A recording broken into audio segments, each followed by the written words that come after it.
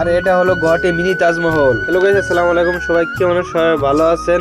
আর আজকে আপনাদের দেখাবো গুয়াহাটি মিনি তাজমহল। তাই চলেন বেশি বেসাল না বাইরে একদম মিনি তাজমহলের গেটের সামনে এলাম। আর এই গেটটা পার হয়ে জানাবো মিনি তাজমহলের ভিতরে। আর যাই হোক গেট পার হইলাম। আর এখানে কোনো ধরনের টিকিট সিট কাটা লাগে না, মানে একদম বিনামূল্যে। আর এটা হলো আমাদের গুয়াহাটিতে থাকা মিনি তাজমহলের বাইরে অংশ। আর ভিতরে অংশ কি কি আছে পুরো দেখাবো। আর এই মিনি তাজমহলের সামনে একটা খেলার ফিল আছে বড় বানার। যাই হোক চলেন এখন আমরা ভিতরে যাই। আর ভিতরে কি কি আছে আর কত ধরনের ডিজাইন আর কত সুন্দর। আর একটা বস্তু আপনাদের দেয়, মানে বাইরে থেকে যে এই ফার্স্টের যে অংশটা, এই ফার্স্টের অংশটা চারো ফিলেই আছে। আর চলেন এখন আমরা এটা ভিতরে স্যান্ডেল খুইলা প্রবেশ করি। প্রবেশ করার পরে দেখায় কি কি আছে। আর এই তাজমহলের ভিতরে যে দরজাটা আছে, আর এই দরজাটা সবসময় খোলা থাকে না, মানে বিকাল টাইমে খোলা থাকে। তাজমহলের ভিতরে অংশটা অনেকই সুন্দর, মানে উপরে বিরাট বড় একটা মানে গোল আকৃতির বানাইছে। উপরে যে ডিজাইন গুলো দেখতেছেন, মানে এই বস্তু না মানুষ কিভাবে সৃষ্টি করছে, মানে কিভাবে বানাইছে, মানে এটা কল্পনার বাইরে। ভিতরে অংশগুলো দেন মানে টাইলস লাগাইছে অনেকই সুন্দর। আর মানে উপরে সাইজটা দেন, মানে মাঝখানে যে সাইজটা, ওই সাইজটা প্রত্যেকটা জায়গাতে একই সাইজ আছে। আর এই জায়গায় বহু দূরে দূরে থেকে মানুষ